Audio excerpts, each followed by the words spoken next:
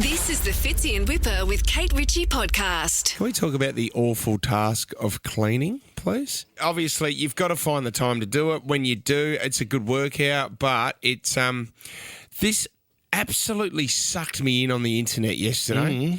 So the headline, Whip, was, I know it sounds insane, but AI is cleaning my house and it's been a total game changer. And I'm going, what?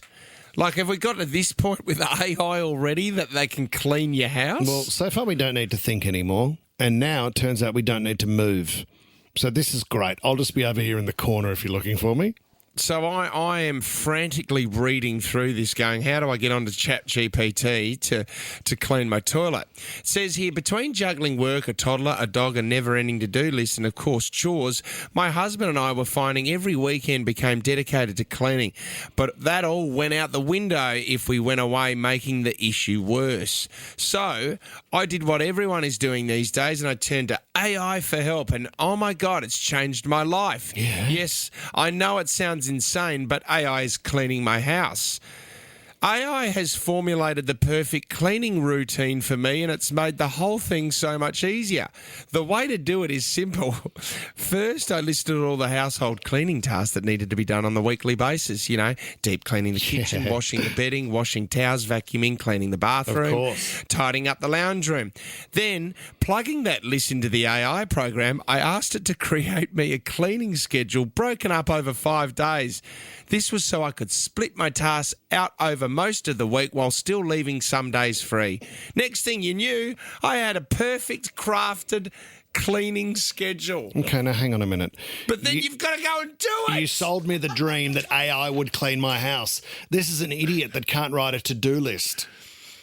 Absolute shonk. To me, I thought you were suggesting I was going to have a series of robot cleaners, Fitz, that would know where I left things. They then write, I could have written this all out myself, but using AI took out the personal feelings and pushing those jobs you constantly put off to the back of the list. Oh, my God. Oh, man, so I got absolutely sucked in by clickbait yesterday. Hang on, Fitz. Do you know what I saw the other day? You know Elon Musk's robot that they're going to have, right? Yeah. And he's saying that everybody in the future will have a robot at home that's doing housework who can make drinks and things like that. They're actually available on the market. So you can buy one now. They're about $25,000 and you can have a robot. There would be so many complications. I mean, this robot can go down the street. And as a mate and I were saying, you know those, you know those videos, Fitz, where someone will get an adult toy that maybe has a suction thing on that can stick onto it. Yeah, very funny. Always keep one of those in your pocket in case you see a robot and you can just stick it on it. And by the time it gets home, it might have 4 or 5 when it arrives. Well, didn't it? Or use a black pen and ride on it. The famous video of the guy riding his motorbike and the guy sticks one on the front of his helmet and he couldn't get it off because his hands are on the motorbike. I mean, we could, if we started a Kickstarter, Fitzy and Whipper, Kate Ritchie's Kickstarter, we need $25,000 and we could get Sydney its first robot. Who's in? It's not bad. Who's in? I like it, Tom. Just me at this stage. No, Melanie in Wheeler Heights, hello. Good morning, guys. How are you? Good. You'd like a bit of help from AI, would you? Around the house? Yep. You guys will relate. You guys will relate to this dreaded task. I would like AI to sort my sock pile out. Oh my God, oh, that's not bad. I wouldn't care about cleaning the house if they sorted the socks out that I am ever missing pairs to. I would. Oh. Melanie, do you know how bad? You know how bad it's got in our place. We now have a communal sock drawer between myself and the boys because we can't tell the difference of whose socks they are. Your feet are way bigger than your kids. No, but they're not a lot these days. So the socks are just all in one spot. Melanie, what about, you know how they have facial recognition now, which has caused a lot of controversy? Can't they do that with socks? Foot recognition. Socks recognition? Yes. Yeah, and have that little machine, drop them at the front, at the door. Like, I'm forever buying socks. Like, socks are, should buy shares in socks. Yeah, I agree. And I feel that is definitely needed. They need an AI for the sock. You know, there's a program, a subscription business where it's called Just Black Socks. And I'm sure they do white now, but they on a monthly, they just deliver socks to your house, subscription based. Always have fresh socks. Think about that, Melanie. Yeah, but the thing is, you got to keep paying for them. Oh, yeah. And Melanie, please, if you could donate a couple of dollars to Fitzy and Whipper, Kate Ritchie's robot project. Wait up, just one before we go. Jess in Penrith got AI to do something for you. What was it, Jess? I saved $700 on a private certifier by getting AI to do a development application to the council for me for a shed I wanted in the backyard. It drew plans, did like an environmental report, everything. Oh, how long was the whole process, you reckon, Jess, to put it all together for you? 5 minutes. It asked me a couple of questions like the lot number and the DP and the whereabouts I wanted it in the yard and what materials I was using, and it did the rest for me so quick. Jess, I was registering a trailer the other day and I downloaded the PDF, put it into ChatGPT and said fill it out. Genius. Unbelievable. Do you know what gets me more excited than that, Jess, is that you've got one over the council. You suck them in. It took you 5 minutes and you beat them. Maybe we should do that for Richard Wilkins and his second pool that he has. I don't know what you're talking about. We do not know what you're talking about. There was definitely a permit. Leanne in Condell Park. Hi. What have you done, Leanne? Well, I've developed arthritis in the last few months, so it's helped me come up with some meal planners that are anti-inflammatory.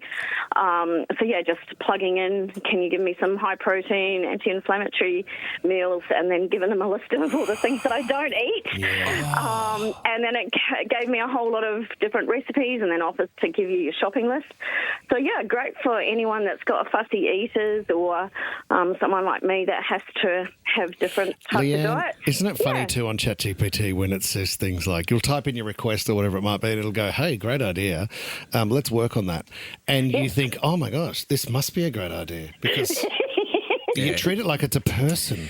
You write, Do you write please and thank you or do you caps lock and yell at it?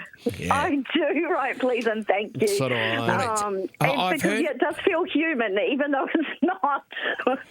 I've heard you've got to be quite aggressive with it sometimes as well. You've got to tell it off if you're not happy with it, if it comes back with an answer that you're not happy with. I think you save time, Jess. We were reading that the other day, weren't they? If you abuse ChatGPT. Exactly. The best way to get it to do what you want is to say, you are professionally embarrassing me by not giving me this information. It apologises and it gets you exactly what you want.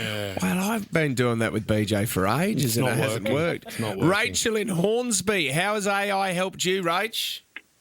Hey guys, I ran out of rainy day activities for the kids, so I asked it if it could please turn a photo of the kids into a colouring in picture, and it spat out the cutest picture of the kids. And then what? Coloured it in. Then you print it out and they coloured it in. Yeah. Oh, this is... Yeah, it's good, isn't it? This is really good. And it feels like it's come at the right time. Fitz, I know it's dangerous and people are worried about it, but, we're in a world where we are time poor because of everything involved. If you're a parent, to be able to have what you consider like an assistant, it's very helpful. Gina in Schofield says it helped your kids as well, Gina? Yeah, absolutely. I mean... Honestly, it's the greatest thing. I didn't really take too much notice of it until Sunday night when my daughter said at 8 p.m, Mummy, I've got a religion assessment due tomorrow. And I went, oh, my God, get it out, let's have a look. And literally, I'm as dumb as dog poo when it comes to that sort of stuff. Right. And I had to use this system that she showed me, ChatGPT. Yeah. It was brilliant. We finished in a very short period. I mean, we had to kind of reword it, but... So, Gina, you've downloaded the Bible and then said, write it like a 4-year-old. Is that right? Gina, good work. That's only a one-off, isn't it, Gina? I wouldn't have thought so. Bim in Bondi. Did ChatGPT backfire for you, Bim? Good morning, guys. So my friend was very smart. She wanted to use ChatGPT to plan a holiday. Yeah. She was taking the family up to Cairns, and she asked ChatGPT to plan a 5-day holiday for her, showing them the natural beauty of Cairns and all that it offered. Yeah. And she ended up driving into an area that didn't have a driveway or a path. It took her into the bush, essentially to a remote location, and they were surrounded by the natural beauty of Australia, including crocodiles. Awesome. Where they had to do a crossing of a road, and the creek flooded with crocodiles. Great. And they didn't have a four-wheel drive. And potentially could have been one of those stories on the news of the missing people. Yeah, and then ChatGPT pinged up and said, got your beauty. Yes, how do you get out of crocodile-infested waters? That's not going to help you out. I've run out of reception. ChatGPT. You know what? It stuffed up the other day when I was trying to run some numbers on it. And then I looked at it and I went, that doesn't make sense. And they said, oh, sorry, sometimes I get confused. Oh, you're not allowed to get confused. You're the supercomputer and you're meant to be better than my brain. Help me out here. Fitzy and Whipper with Kate Ritchie is a Nova podcast. For more great shows like this, download the Nova Player via the App Store or Google Play. The Nova Player.